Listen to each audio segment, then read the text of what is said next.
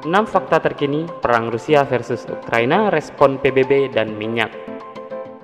Pertempuran antara Rusia dan Ukraina telah memasuki hari ke-6. Hingga saat ini Rusia masih terus melakukan serangan darat dan udara yang membuat Ukraina memberikan serangan balasan. Berikut perkembangan peperangan ini per hari Rabu tanggal 2 Maret 2022. Sebagaimana dikutip dari beberapa sumber.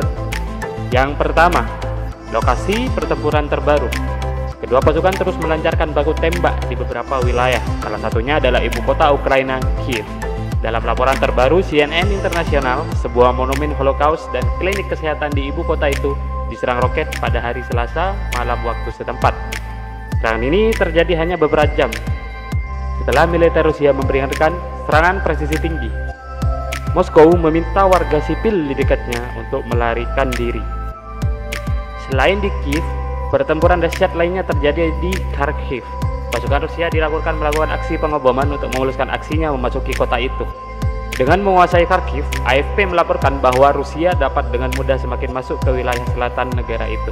Yang terbaru, tentara terjun payung juga dikabarkan sudah mendarat di wilayah itu. Pasukan lintas udara Rusia mendarat di kedua kota Ukraina memicu pertempuran langsung dan berkelanjutan, kata militer Ukraina. Yang kedua, respon terbaru AS, UE, dan PBB. Presiden Amerika Serikat Joe Biden menyebutkan Presiden Rusia Vladimir Putin sebagai diktator dalam pidato kenegaraan tahunannya di Kongres AS. Selasa malam waktu setempat, ia mengatakan Rusia menghadapi isolasi ekonomi dan diplomatik yang melemahkan.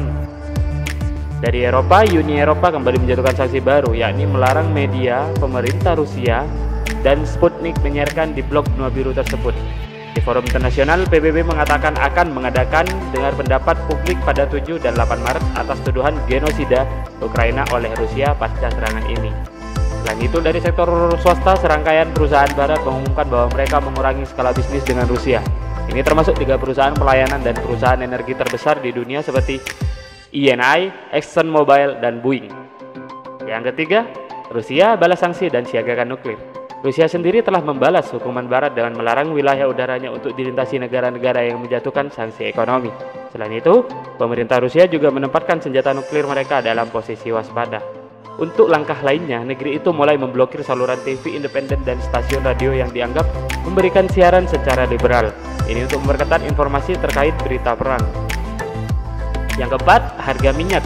Harga minyak melonjak melewati US $110 per barel pada Rabu. Sementara itu, perusahaan Nord Stream 2 yang berbasis di Swiss bangkrut setelah Jerman menghentikan pipa gas menyusul serangan Moskow. Anak perusahaan Eropa dari Sberbank Rusia juga bersiap untuk memasuki keberangkutan. Yang kelima, jumlah korban tewas dan mengungsi. Badan Pengungsi PBB atau UNHCR mengatakan lebih dari 677.000 orang telah meninggalkan Ukraina sejak serangan yang dilancarkan Moskow. Sementara itu, laporan Badan PBB lainnya menyebutkan setidaknya ada 136 orang, termasuk 13 anak-anak, tewas di Ukraina sejak serangan dimulai. Kementerian Dalam Negeri Ukraina melaporkan angka yang lebih tinggi pada hari Minggu, mengatakan 352 warga sipil tewas dan 1.684 terluka sejak invasi Rusia. Yang keenam, update dialog damai Rusia-Ukraina. Pejabat dari kedua negara bertemu pada hari Senin untuk pertama kalinya sejak invasi dimulai. Media pemerintah Rusia melaporkan bahwa putaran kedua pembicaraan akan terjadi Rabu ini. Dalam informasi terbaru, outlet media Ukraina, Glavkom, mengatakan bahwa kedua pihak memiliki keinginan yang masih didiskusikan dengan serius. Rusia menuntut Ukraina berkomitmen untuk menandatangani status netralitasnya di tingkat parlemen dan menyelenggarakan referendum mengenai masalah ini, ujar seorang delegasi Ukraina kepada media itu.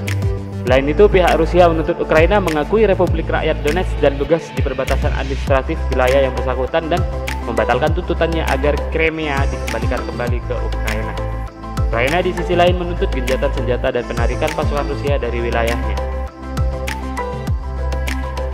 Entah sampai kapan perang Rusia versus Ukraina ini akan selesai, kita ikuti saja perkembangannya dan berharap dunia akan kembali damai tanpa konflik sedikit pun. Saya Jaka Prastia undur diri. Assalamualaikum warahmatullahi wabarakatuh.